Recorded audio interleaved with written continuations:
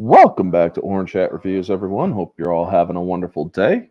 It is episode 104 of the Mystery Reviews. Boy, we just keep on going with these. This movie, the hints that were given were 30 years old, predicted future. The Wild West wasn't even the Wild West, although I didn't post that. I know I didn't. I must have missed posting that. But another one was Scraps. So, aside from that, it is obvious that it is indeed Demolition Man. This film had mixed reviews when it came out. It had a lot of people thought it was good. Some people thought it was bad. Me, honestly, this movie is considered prophetic, in my opinion. Not pathetic, prophetic, meaning basically prophesized what's going on if you look at the state of California. Now, not everything in this movie has happened. However, the state of California is pretty much moving in that direction. Now, I'm not going to get into all the real world politics and stuff of this movie. This is still a review, but I am going to make allusions and comparisons to what's going on, considering that this movie has actually proven to stand the test of time. Some digital effects notwithstanding. So before I get started, let's say hello to the chat. We got Dadman Walking 55. How you doing? Good, sir. Thank you for stopping in. And one of the loyals, Vanya. Good to see you here. Lack of physical contact, right? I mean, yeah, folks, there's a lot that's happened in this film. And I will be going over a small little bit of timeline in this film. So 30 years ago, 1993, Marco Beltrami, or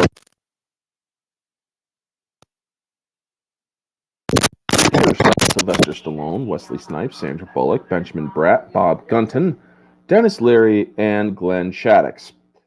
The beginning, we see 1996 Los Angeles, where it's very rundown area, and it's you send a maniac to catch one, where Sylvester Stallone is going in to take down Simon Phoenix and his gang because 30 tourists were killed or were taken from a bus, and well, they find out that they were killed. Hey, Neozoic, good to see you. I'm glitching. Sorry if I am. I really can't. Or if it's because I go back in between the two or I can fix that. You know what?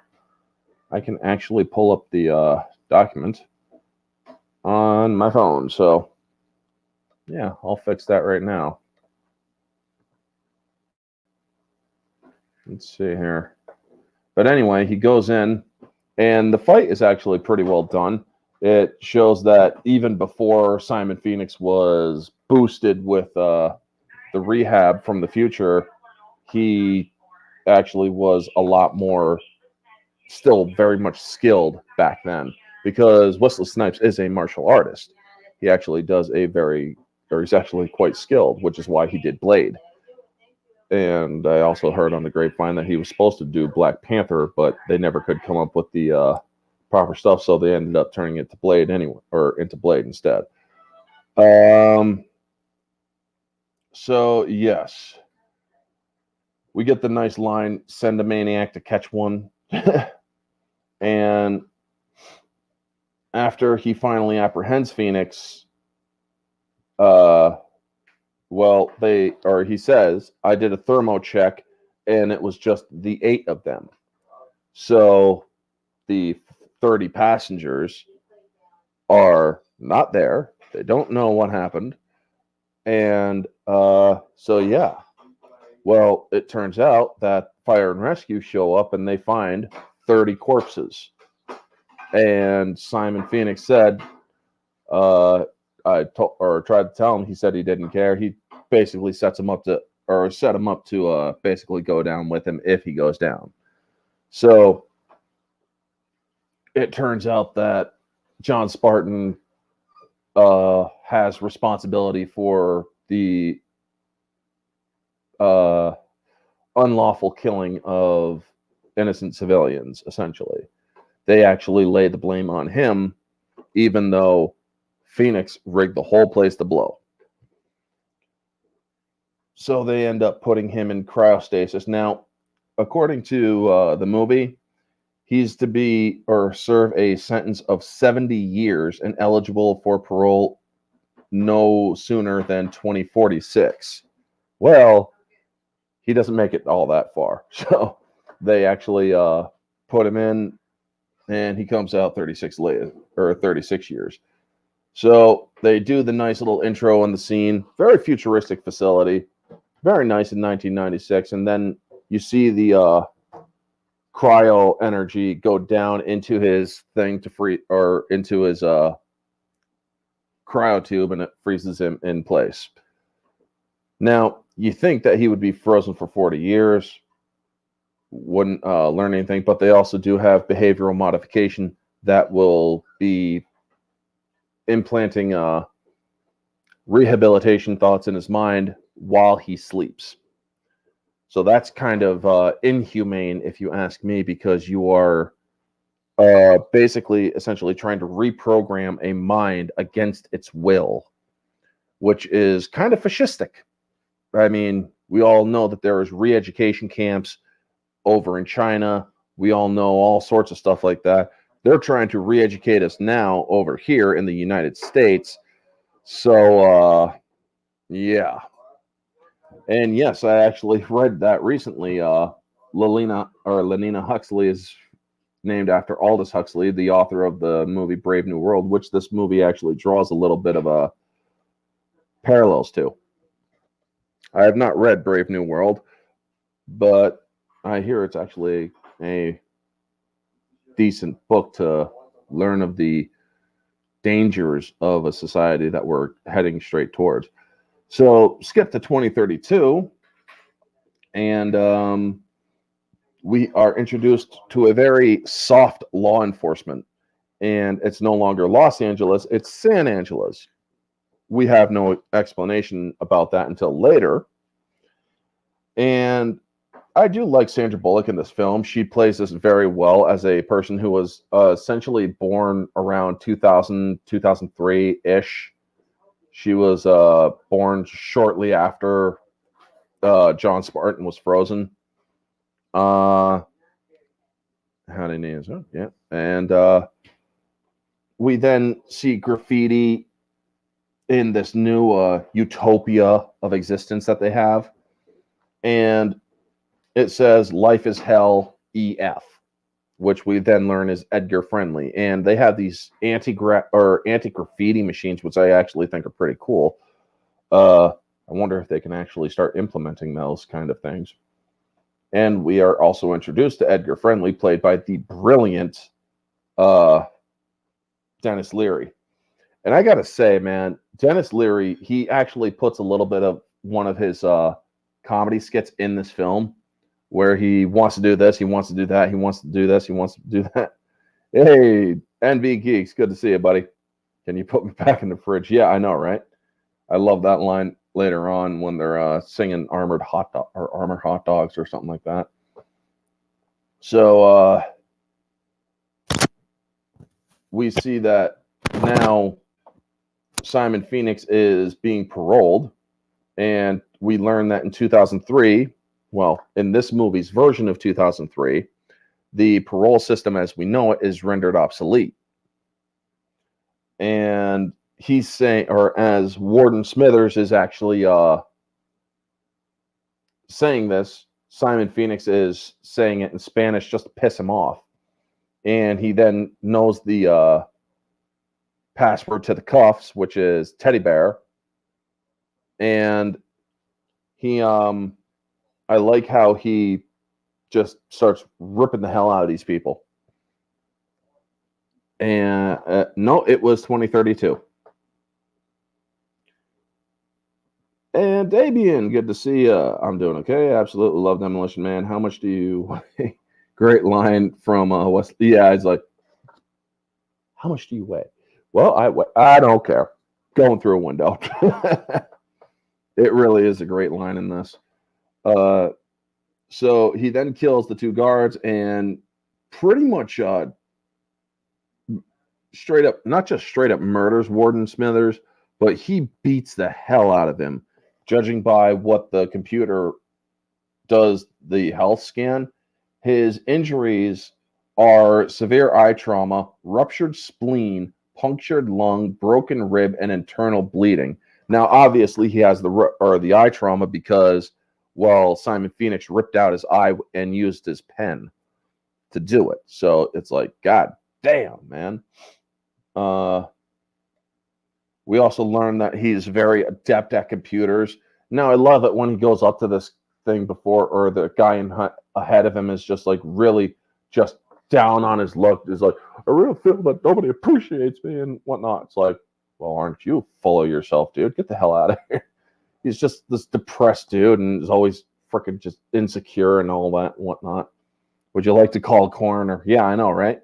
They don't even know what a code 187 is, and they have to identify it because, according to this bit of the movie, 2010 was the last time a code 187 went out.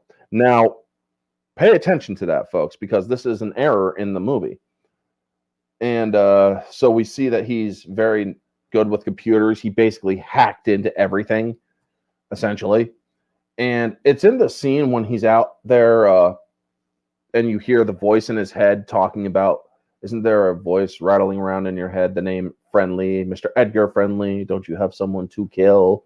And you see that one eye of his is blue and one is brown, which is another nice thing that they wonder if I could play the accordion too. Yeah.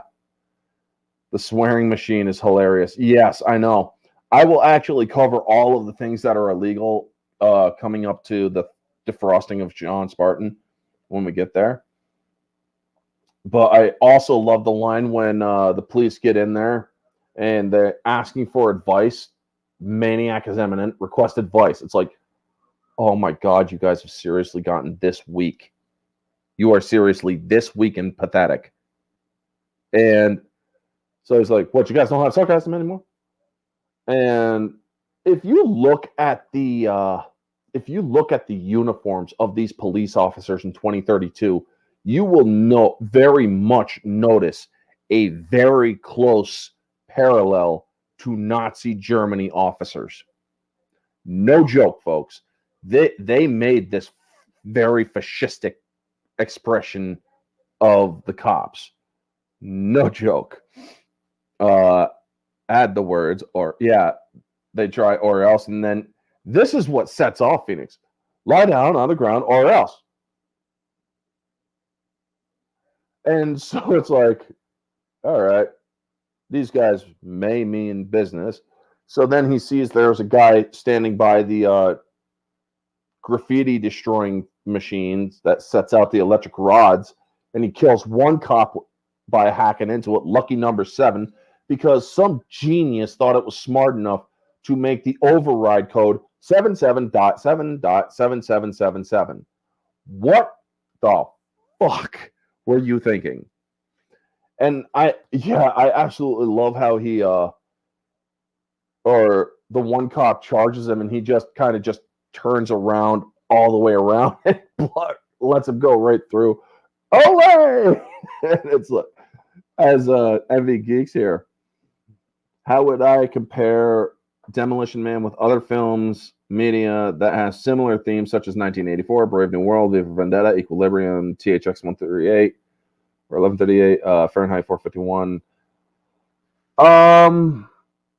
I have not seen 84, Brave New World, or I have seen Equilibrium. Me and MB Geeks, I believe, did a guest choice on that one. TX 1 or 1138, I believe, is George Lucas's short film.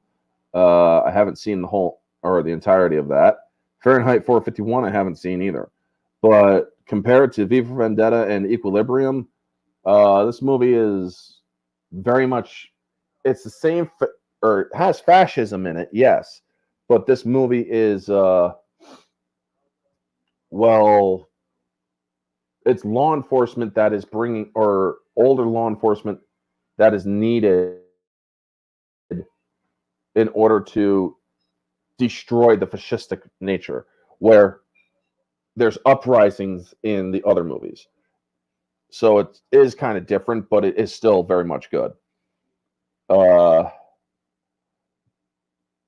Let's see here. He kills the cops and then he blows up the police car. And I also love one of the lines because they're all watching. It's like, we're police officers. Rob Schneider is a genius in this movie. We're police officers. We're not trained to handle this kind of violence. And I'm like, wow, dude. Oh, God, isn't that the shit right now? Because police officers currently, folks, are trained to handle that kind of violence. However, they have been severely hampered. If they put their hands on a suspect and it's deemed inappropriate, oh, well, too bad, feelings get in the way, that police officer can get fired. That's how pathetic our current law enforcement is right now, because they're getting pretty much as weak as the UK laws, as that dumbass over in the UK who likes to walk into people's houses and steal their dogs and shit says UK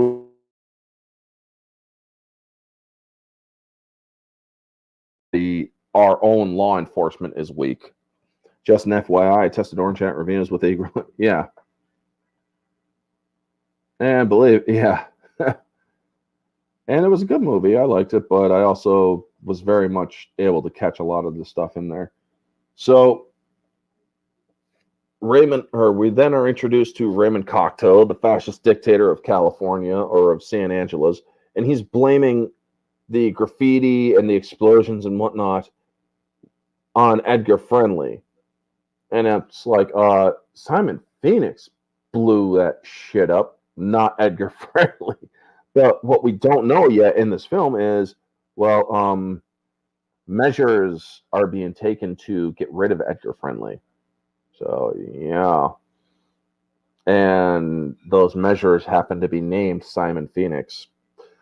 So I love this introduction. Also, Associate Bob, which is Glenn Shaddix from Beetlejuice and a couple other movies. And I'm like, dear God, dude, get rid of that freaking skunk hair. It's just terrible. You look like a fat fucking skunk. And then we see that he's talking to actual people through the screens that he's on. And he's like, enhance your calm, enhance your... And they all look away. Bewell them for me. So he then tells the police chief, Bob Gunton, who plays George Earl, the police chief, he's like, it was fun for him. I want you to do everything in your power to snare this agent of destruction. And I have the utmost confidence. And then he laughs about it because what we don't know is that he actually programmed Simon Phoenix to sow even more chaos so that he can actually gain absolute control. This dude is pulling a Palpatine, essentially. And so we learn, it's like, Simon Phoenix is an old-fashioned criminal. We need an old-fashioned cop. So they're talking about only one man brought him down. 12-state manhunt, soundbite on unsolved mysteries, and in the end, it just took one man, John Spartan. Now, in the trailer, you actually hear her refer to him as, you mean the Demolition Man, where I love Lenina Huxley's office, by the way. It's very 20th century because she is absolutely in love with the 20th century. She actually does want a little action. So she calls her boss a sanctimonious asshole in the first, or before the parole hearing and whatnot. And she's like, sanctimonious asshole. And she gets charged half a credit. Now, pay attention, because this credit system is very, shall we say, progressive, meaning if you if you continue to do the same crime, you will be charged more and more. So, Robe, you look like, yeah, right? Take off that kimono. You look like a couch. So, we then see that they're looking at John Spartan's arrest files and whatnot. And how do you justify blowing up $7 million mini mall for the ransom of a girl whose ransom was only $25,000? Fuck you, lady. I love that line. I just freaking love that line. It's like, fuck you, lady. Good answer. It is absolutely hilarious, you know?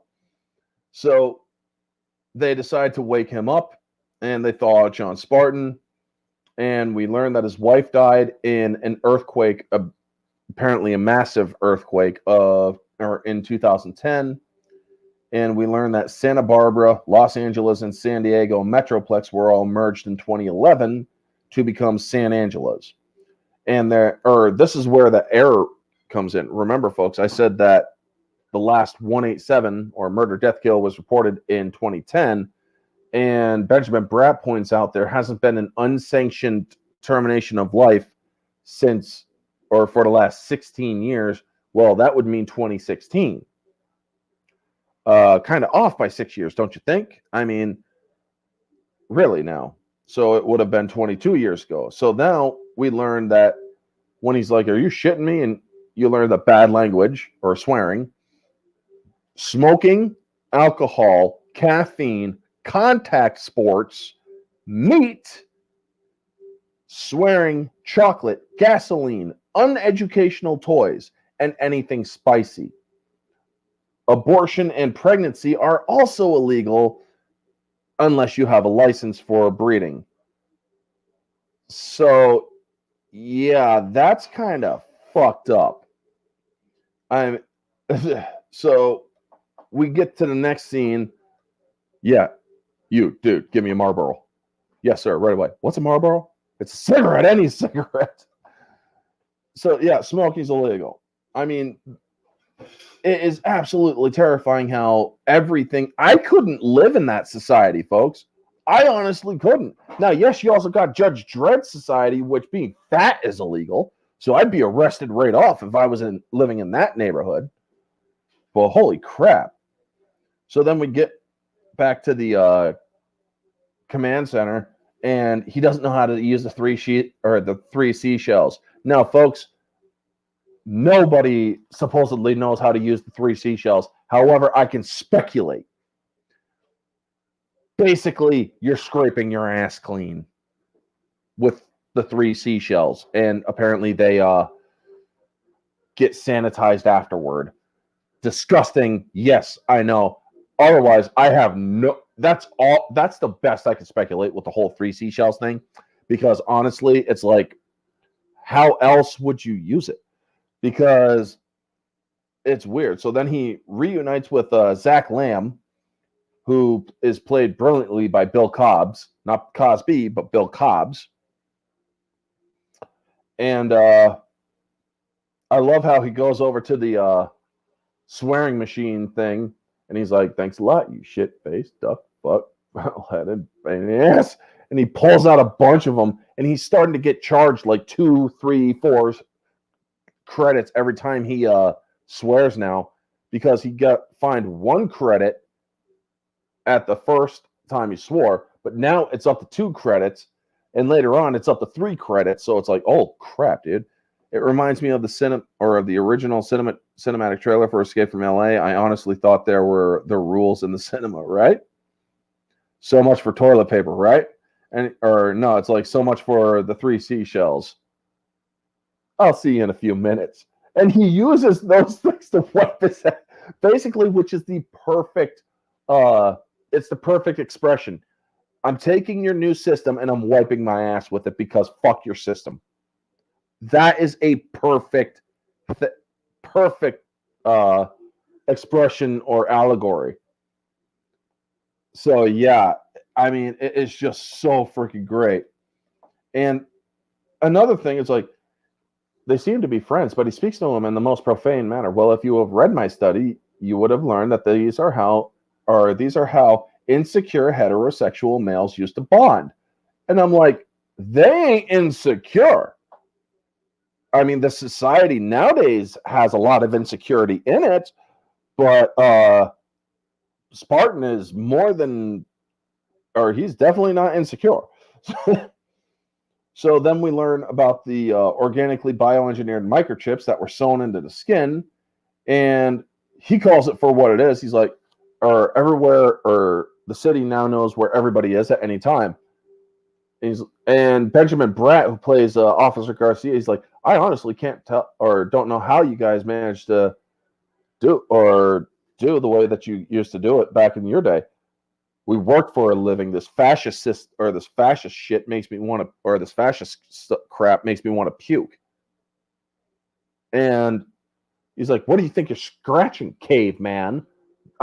The chief seriously does not like him. And he's like, your chip was implanted the moment you were thawed. He's like, why don't you just shove a leash up my ass? I mean, he gets right into his face. He's like, well, it doesn't matter what you think. You're going back in it. And he's like, who cares about the Neanderthal? We already know what Simon Phoenix is going to do. Or the computer shoves out a probability that he's going to take over certain areas and then try to start a new drug lab and set up a crime syndicate. And it's like, I'm sorry, but sorry to interrupt you two lovebirds, but that's pretty fucking stupid. Phoenix is going for a gun, pure and simple. Well, then we learn that the only place a person can even view a gun is in a museum. And I'm thinking to myself, are you freaking kidding me? But at least the chief actually catches on. It's like, oh. So, next cut to Phoenix is in the Hall of Violence trying to get guns. And what seems to be your boggle? My boggle? How much do you weigh? Well, I weigh.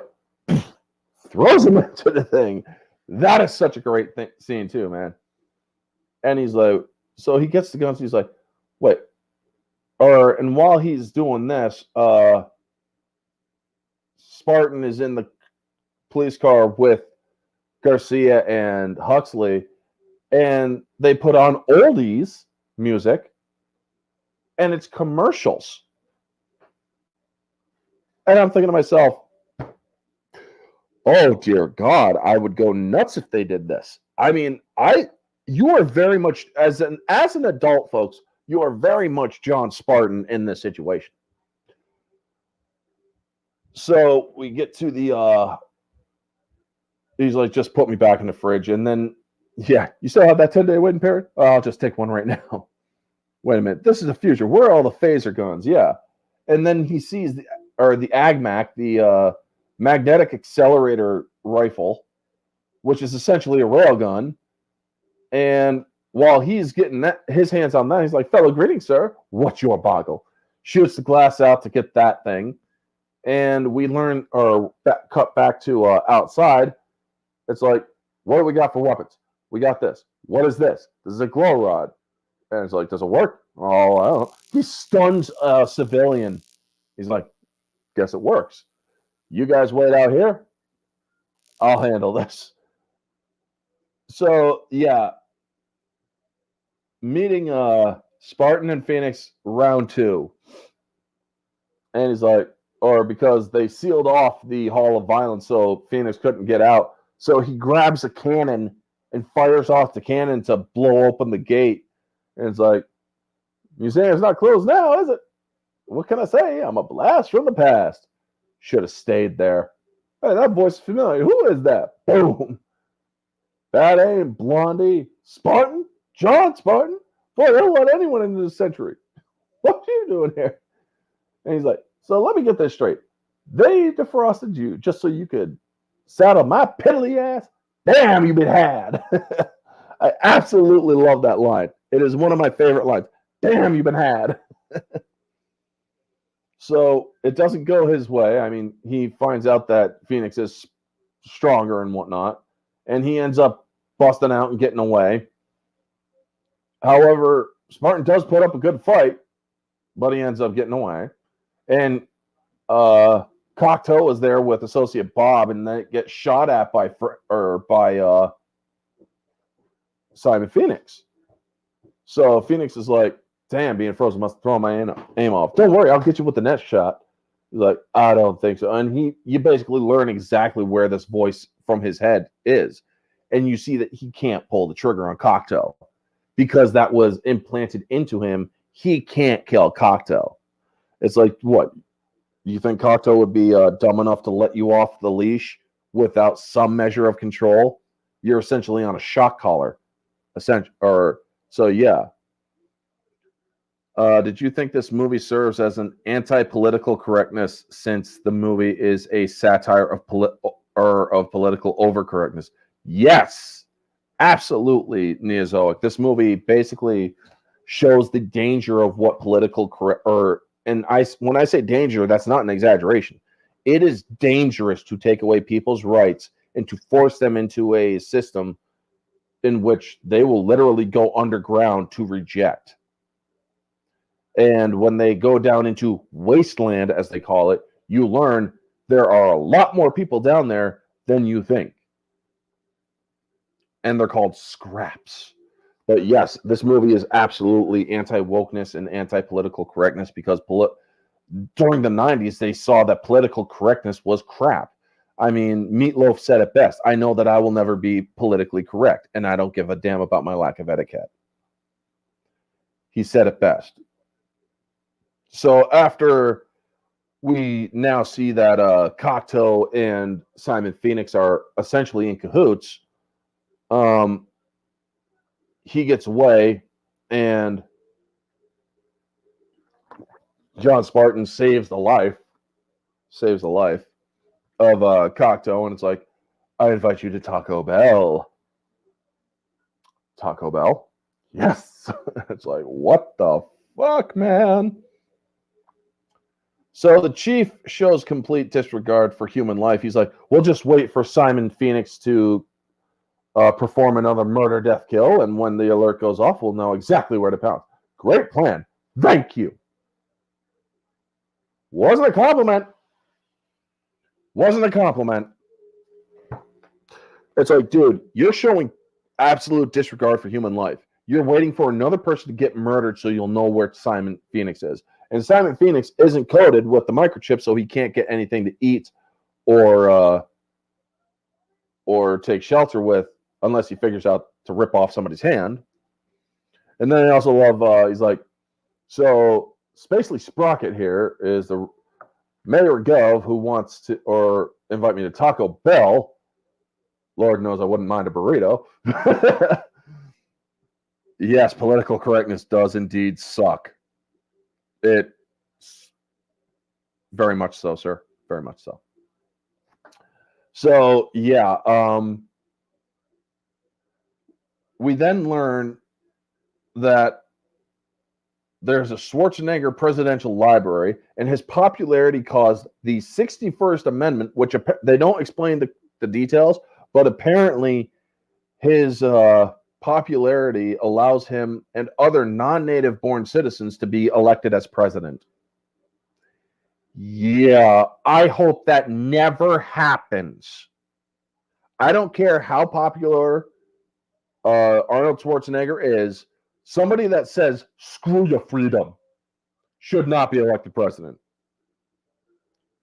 And like I said, you should be a native-born American citizen, born on U.S. soil, or born on U.S. property to be elected president. Me, I had dual citizenship because I was born in Germany on a U.S. military base. So technically, I was also an American citizen. But, so we get to Taco Bell, and you hear the Jolly Green Giant song, Greetings from the Garden, Garden in the Valley, Valley of the Jolly Green Giant. And it's a pretty good rendition of the song, I'll fairly admit that. And we learn that salt is also illegal. And there are these mini, like literally like this big, taco shells. And oh my God, it's just terrible. Take it easy, Davian. You have a wonderful day, dude. Always a pleasure. Thank you so much for stopping in. And so he gets asked, what's it like in 2032? He's like, wish you would have left me frozen. Because it's kind of worse than when I went in. I was expecting it to be a lot worse. But this is extremely worse. And he tells him, he's like, well, he remembers seeing his wife, seeing him encased in ice and beating on a block of ice. So he remembers while he was in there dreaming about 30 people in a burning building while you are unconscious in your cryo prison. You're supposed to be completely unconscious. Not supposed to be thinking, not supposed to be feeling, you're not supposed to be doing any of that. However, his brain activity was still active because you have that synaptic implant that's giving you synaptive suggestion. And turns out, yeah. He's like, it would have been better if you would have just staked me down and left me to the fucking crows. And it really is. It's like, how about a 36-year nightmare of people in a burning building, you know? I mean, this is the inhumane risk of cryo incarceration. You're literally making it so a person can't move, yet they are fully able to process what's going on. And then we see the Scraps robbing the Taco Bell across the street, and Spartan stops them. He's like, you're going to regret this the rest of your life, both seconds of it. And then you see that one of these guys that he grabs is like, no, don't. And it's like, oh, crap. What a fucking hero. So they end up escaping, and you learn that they're the last remnants of a society that has or rejected the way of life above, and they're a constant disruption to our harmony. And so he's like, or Huxley is like super excited about the violence that she just saw. And he's like, Huxley, this isn't the Wild West. The Wild West wasn't even the Wild West. Hurting people's not a good thing. Well, sometimes it is, but not when it's just a bunch of people looking for something to eat, you know? And I love that. It's like, hurting people's not a good thing. Well, sometimes it is. It is such a great line. Now, we then see that he's wondering about his daughter and whether she would see him as a primitive. And it's like, I could do a search for you. No. And whoop, they're not used to non-physical greetings, so being touched isn't, legal. It's like, fuck off with that shit, man. So, Simon Phoenix visits Raymond Cocteau, and he wants more men for the assassination job that he's going to do. He's like, so what do you want? Malibu, Santa Monica. How about the whole coastal cities? And he's like, I'll give it some consideration. And he's like, good, I'll send you a memo. Just do your job. And then he's like, what is John Spartan doing here? Did you invite him to this little party of ours? John Spartan was thought on the police's bet, but think of him as a guarantee. You stop friendly, and I'll make sure he gets stuff back into the freezer. How would you compare Demolition Man with other of Stallone's films? Rocky, Rambo, Cliffhanger, Cobra, Tango, and Cash. Tango and Cash is great. The Specialist Expendables series. I love the Expendables, or I love Expendables 1. 2 is okay. 3 could be better. Rocky films, love them. All the way, love them. Rambo, love them. All the way, love them. Tango and Cash, Rambo is a pussy. Boom. I mean, you even get the Rambo line dropped in here, too, by freaking Simon Phoenix. The Specialist, I haven't seen Cobra. Cliffhanger, I watched a while ago. Very traumatic kind of thing for him. The Specialist, I'll have to watch that. But this movie, it's pure 90s action, just like a lot of those movies. But Sylvester Stallone has not let himself wear down. He's not let himself slow down either. He loves what he's doing. And that is so great, too, you know? I mean, I absolutely loved him in the Samaritan movie. A lot of people give that movie some guff because it's an Amazon movie, but it's like, no, that movie's actually pretty damn good, man.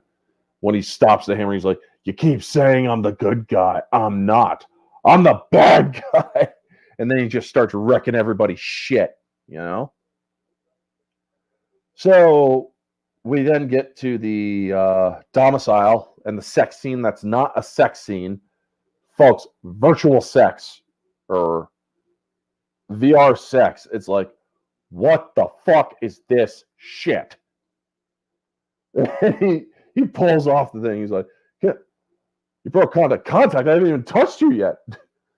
And so he's like, how about we do it the old-fashioned way? What? It's no longer done. It was apparently physical sex was one of the leading downfalls of society. After AIDS, there was NRS. After NRS, there was UBT. And I'm thinking to myself, what could these possibly mean? I have no idea. And I mean, UBT probably uterine bactoid or uteral bactoid or bacterial transmission or some shit like that. I don't know. But NRS, I absolutely have no idea. So we also learned that mouth transfer is no longer condoned. Kissing's not allowed. Damn, I was a good kisser. So he's like, well, what about kids? Procreation, they go to a lab. Fluids are screened and purified and transferred by certified medical personnel. It's the only way. What are you doing? Breaking the law. You are a savage creature, John Spartan. I love how she kicks him out. You are a savage creature, John Spartan, and I wish for you to leave my domicile now. She stamps her foot and points out the door. And it's like, what the fuck? So he's a gentleman. He leaves. I'm like, oh my dear God, this is just so horrifyingly bad. I mean, don't get me wrong, folks. I love this movie. But it's like, that is just so freaking wrong. So he goes into his own apartment, breaks something. He's like, lights? And then he gets a call from this naked chick, and it's like, well, apparently not everybody is doing the whole following the law sort of bit. It's like, yes, hi, Steve. You know, I'm sorry, wrong number. She's fully freaking naked, and it's like, damn. I mean, when I saw this for the first time as a kid, I had the same reaction as John Spartan. It's like, oh. So he starts grabbing, or he's like, behavioral engineering. It's a ball of thread, and he starts using it. He's like, not even realizing he's using it, but he's also looking at a surveillance tape that he asked for, and it shows the interaction between Simon Phoenix and Raymond Cocteau. So it's like, yeah, there's definitely something wrong here. So the next day, he gives a fully knitted sweater with weave pattern, straight pattern. This thing is fully made to Huxley. And I'm thinking to myself, did he sleep? I mean, folks, my aunts, my grandmothers, my mom, I believe once upon a time, used to sew and used to knit and whatnot. They never knitted no damn sweater in one day. And I'm thinking to myself, what the fuck? Because again, he had there was a weave pattern and a straight pattern in this sweater. So it's like, holy crap, man. This is actually pretty damn good sewing. And we learned that it was part of his rehab program. And he's like, the first thing he wanted to do was knit. I mean, how do I know what all these things are and whatnot? And it's like part of your rehab program. I'm a seamstress? Oh, that's great. Simon Phoenix comes out a certifiable nightmare, and I come out and I'm Betsy fucking Ross. Can you pull up Simon Phoenix's rehab program? The first red flag of that scene was that his rehab program was classified. Access denied. Override accepted. And let's see what Phoenix, his rehab program includes. Urban combat kill, torture methodology, computer override authority, survival tactics, terrorism tactics, weapons training, martial arts, explosive technician, and violent behavior. If you programmed a person to be like that, that would be way worse if you did it to a certified psychopath like Simon Phoenix. Just saying, folks. So Yeah. Also, folks, make sure that you smash that like button while you're at it. So they go to, they're like, who comes up with these programs? Cocteau Industries, but you wouldn't believe that Cocteau had anything to do with this. Well, let's go ask him. No, you do not ask the savior of our society, or you do not accuse the savior of our society to associating with a criminal. It's rude. I'll be subtle. I'm good at subtle. Right. So he confronts Cocteau and he tells him, he's like, I don't think his escape was a thing either. And he's like, what'd you say to him? Oh, honestly, I don't remember. Does it matter? Yes, it matters. He had a full 10 seconds to blow your head up or to figure out where to put the bullet in your fucking head. He's like, this level of inquiry was unacceptable even in your time. True, but it worked. And he starts shooting out screens. And he's like, when a man like Phoenix has a gun to your head, 10 seconds is 9.5 seconds longer than you live. And so he then puts the gun up to Cocteau's head because he finds out that he's hiding in the background because Bob kind of gives him away. And, well, because of that, he's like, believe me, if you think you have this maniac under control, you don't. So they, bleeding. So it's like, you, my Cro-Magnon friend, are dead. Your family's dead. Your past is dead. And it's like, what, did you kill his daughter? Could have sworn his daughter was alive. And so he's like, officer, bring this man back to the cryo facility for immediate cryo incarceration. Be well. And then he pulls the gun back up on him and he's like, be fucked. And you see that Cocteau is indeed scared about this moment because he doesn't have the same imprint on Spartan as he has on Simon Phoenix, which is nice. And it's like, oh, shit. Well, he's like, be fucked. John Spartan, you are fine. Boing! Shoots the machine instead because he's sick of that shit. So we then see that they're out and going and ready to go into the wasteland. He's like, even if Simon Phoenix or everything you say is true, why are you proceeding into the depths of wasteland? The reason why your manhunt didn't work was because A, he's underground. B, where you're afraid to go, and C, don't give a shit about. So I'm going to go down there. I'm going to find Phoenix, and I'm going to put him in a hurt locker.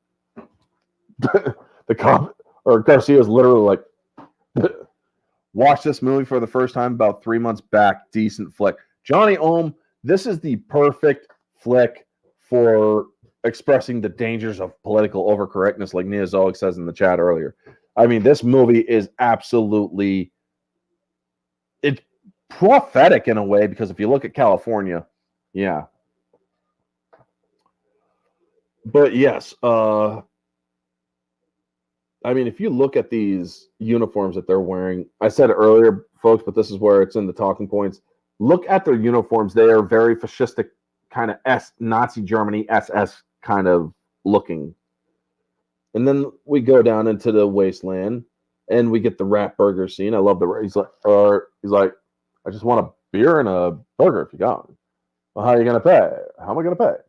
Huxley, it's easy, or it's nice, or it's better to give. So she gives him a Rolex, and it's like, and he's like, oh, this is so great. She's like, just don't ask where the meat comes from. Huxley, what is that supposed to mean? Do you see any cows around here, John Spartan? Que es sicana? And so she tells him it's rat. And he's like, rat. Mm-hmm. This is a rat burger. Mm-hmm. Not bad. In fact, this is the best burger I've had in quite some time. Oh my God. You have a gift for Demolition. Oh, dude, that is awesome. Indeed, it is prophetic to an extent. It's crazy. Well, all good stories deserve a little bit of embellishment. Christian Freights. This was referenced in Mortal Kombat 11 where Jack says to Rambo, you have a gift for Demolition, man. Dude, that is so great. That is so great. I'm going to have to find that on YouTube. Holy crap, I'm going to have to find that on YouTube. Thanks for pointing that out, Christian. Good to see you, by the way. Thanks for stopping in. So, we then see that before he leaves, she says, gracias, senor, and he says, prego, see you later. And it's like, dude, you said you're welcome in Italian, not in Spanish. So it's like, whoops. But that's a nice little error there because Sly is Italian, and that woman was very much Spanish. But yeah, it is a great scene. And so then we get to them finding the Oldsmobile or the 1970 Oldsmobile 442 with radial tires and bucket seats. And he's like, I'm impressed. I studied. So did I. And we see Edgar Friendly again with it. Basically a sawed-off shotgun pistol with buckshot. So it's like, we're looking for a murder death killer. Are you here going to help us, or are you going to just bully us with your primitive weapons? Oh. Shoots a freaking hole like this big into a freaking metal plate. So it's like armor-piercing freaking shotgun shells. Okay, maybe they're not so primitive. And so it's like, all right, so you're here to take me in, huh? Guess what? Ain't happening. And he's like, look, pal, I don't know who you are or why you think we're down here. So stay down in here all you want. Be well, and Cocktail's an asshole. I love it. He's like, so what are you guys doing down here?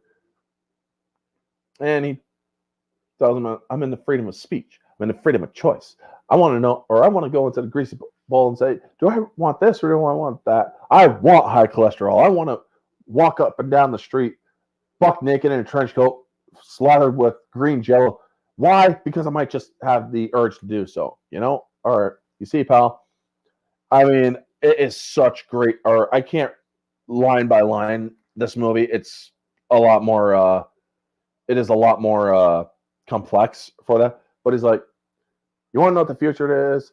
It's a 47-year-old virgin sitting down in his undies and singing, I'm an Oscar Mayer wiener, or something along that route. Demolition Man is the only film that Marco Brambilla directed, mainly because Brambilla is a contemporary artist. Oh, nice. Well, it worked. I'm just going to say it worked. Yeah, that works.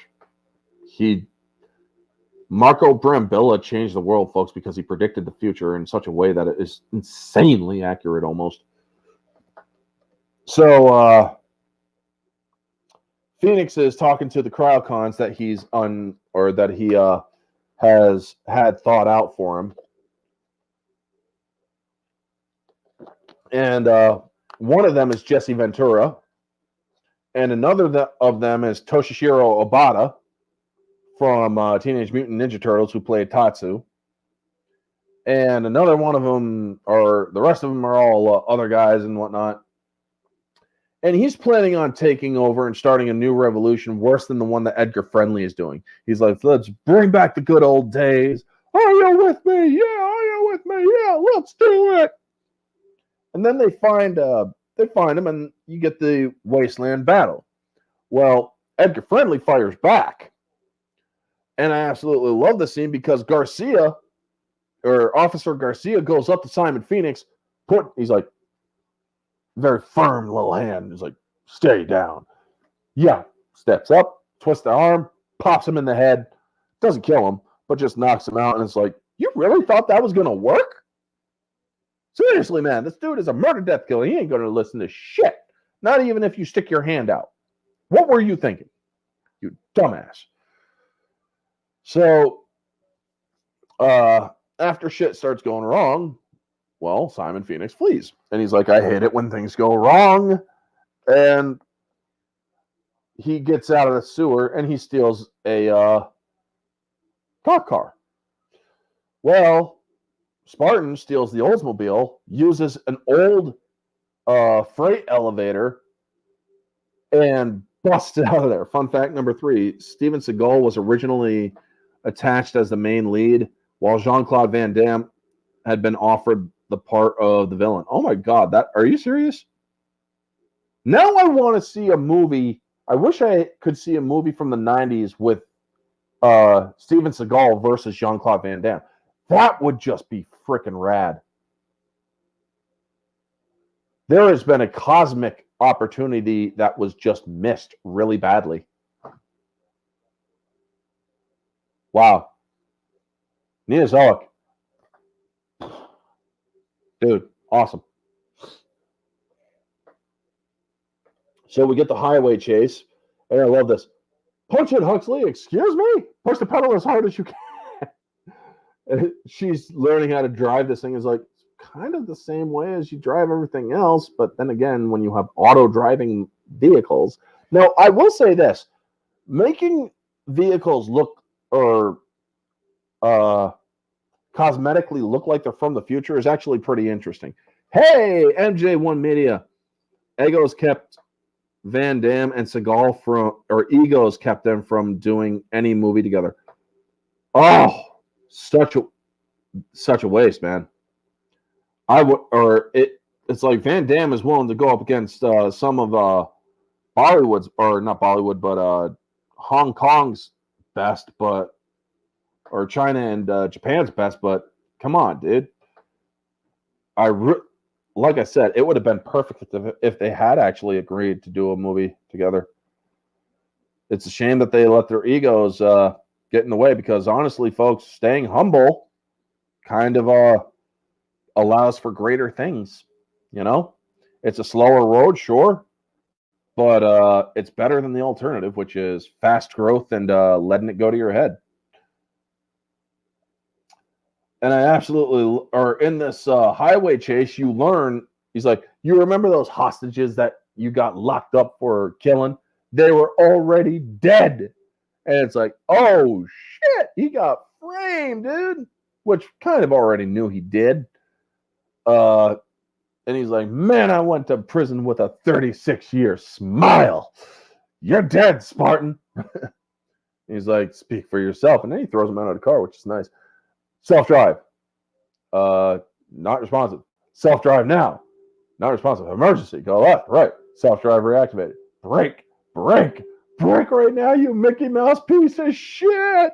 And he's like, dude, another freaking proper prediction that actually freaking works. You Mickey Mouse piece of shit. Well, look at what Disney is nowadays, folks. Look at what Disney is now, because Mickey Mouse piece of shit. Well, Mickey Mouse is a piece of shit right now. Well, at least his kingdom and his corporate owners are.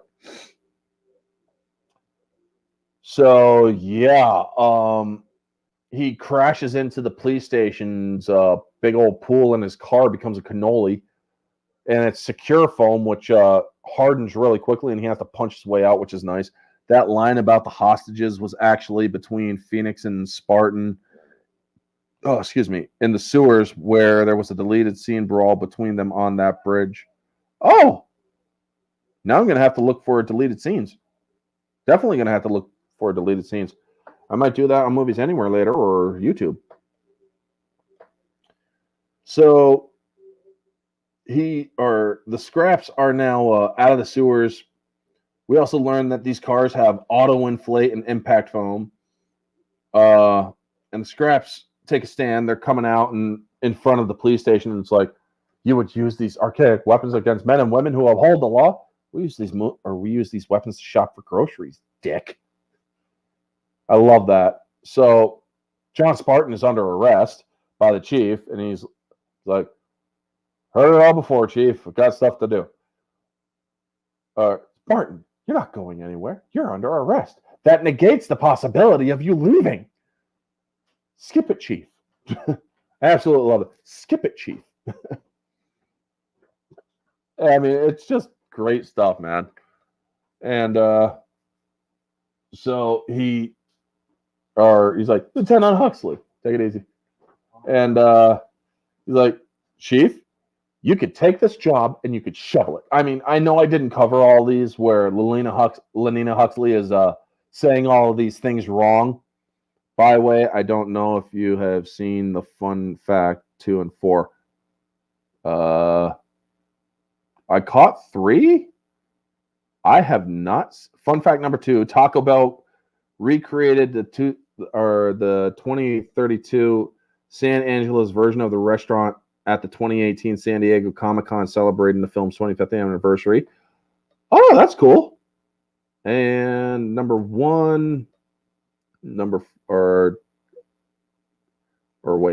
2 and 3, you said, right? Yeah, 2 and 3. So where's number 3? Or fun fact number 2, there it is. And fun fact 3, Steven Seagal. Yeah. Or, well, I haven't seen number 4 yet. You haven't released the number 4 yet. The last one I see is number 3 here. And then Mega Chitties. So, sorry. Would love to understand where it is.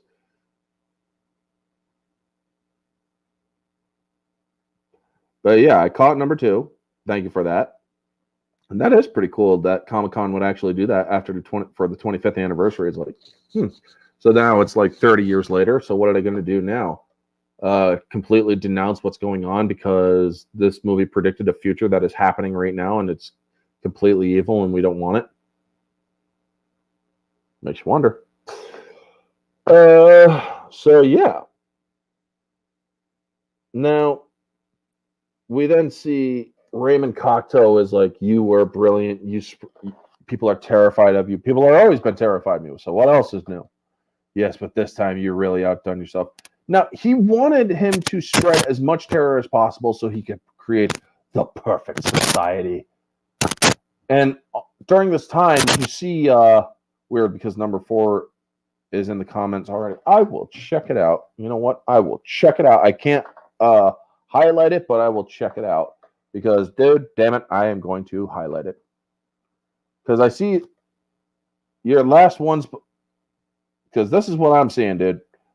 I see the fun fact number 3, Mega Jetty egos, or then Mega Jetty's line about the hostages. Then you're asking about these. These are all in this exact order that I just highlighted. So apparently I'm not getting the live chat. I'm sorry about that. So turn down the media. I will check out number 4 if this thing decides to load. I guess I'm going to have to turn on the thingy here.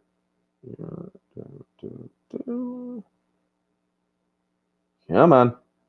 Yeah, ready? Live chat. Well,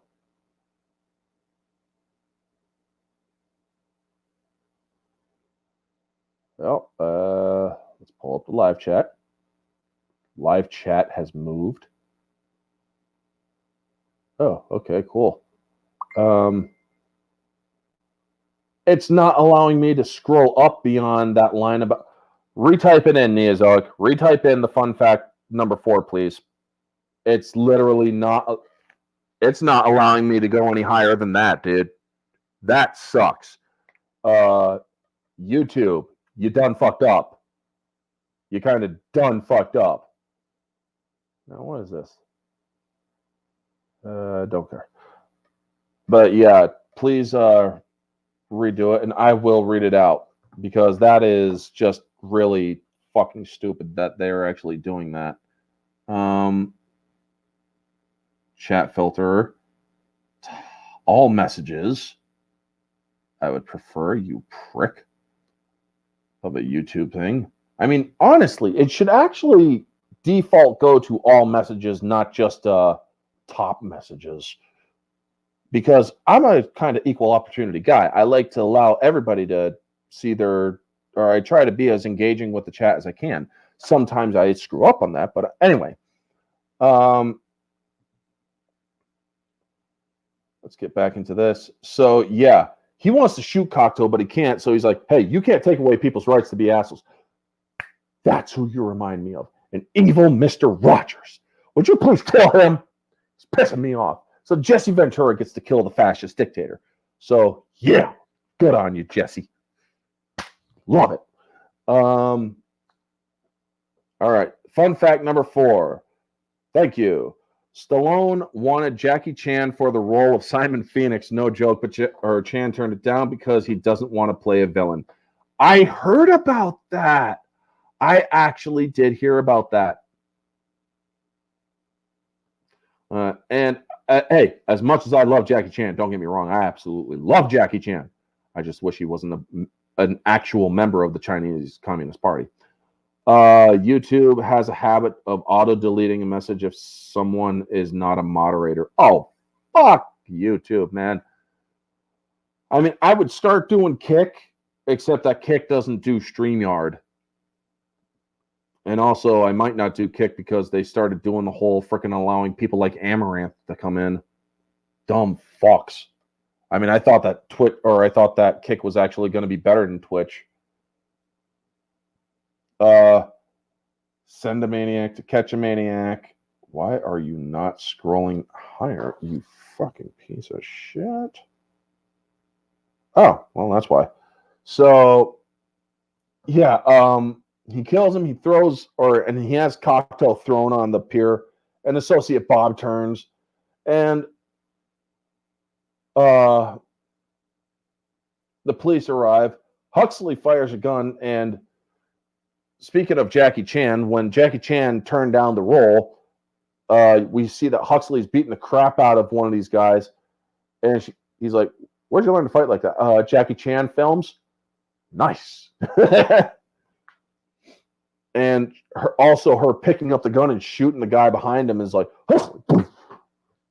oh, that man has died by my hand. It was either him or us, Huxley. And that's another thing that all these fucking SJWs out there don't realize. When people are shot, or when police shoot people, it is usually a situation. Most of the time, it is usually a situation when it is them or the person that is attacking them. And the cops have every right to defend their lives. So we see that Raymond Cocteau is dead, and she's like, "Society as we know it will end. What will we do?" Believe me, you don't know it yet, but it's better than this way. And I'm thinking to myself, not wrong at all. So we then see that Simon Phoenix has activated the cryo lab and is planning on defrosting 80 cryocons, including Jeffrey Dahmer, without rehab. And I'm thinking to myself, so they took Jeffrey Dahmer out of prison and then put him in ice? What the fuck? Why would you? No! You know? It's like, just no. Why the hell would you put Jeffrey Dahmer in there? And then we get the fight in the cryo lab after Huxley is knocked out to protect her. And it's like, what the frick? And I absolutely love this. Send a maniac to catch a maniac, and he breaks to the cryo facility. And we get the fight in the cryo lab. And this is it's a nice climactic battle. I like how they use the grasper arm, and frickin' Associate Bob's running. He's like, "Where are you going? I wish you the best of luck, sir." Stupid. I would have called him a fucking pussy. But anyway, you actually do think that in this scene, Spartan may actually get killed when he gets grabbed by the thing, because he could literally use it to crush him if he wanted to. But no, Simon Phoenix has to play with his food. And that's why he ultimately died, because, he played with his food. And it's like, so when Spartan breaks out of it, and he starts shooting at him with the thaw gun, and that doesn't end up working, so he smacks it against and sets it to full power, and then he's still missing him, and it's like, what am I doing wrong?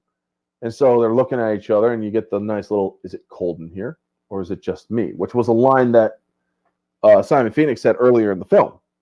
I know I glossed over. And he's like, "Is it just cold in there, or is it just me?"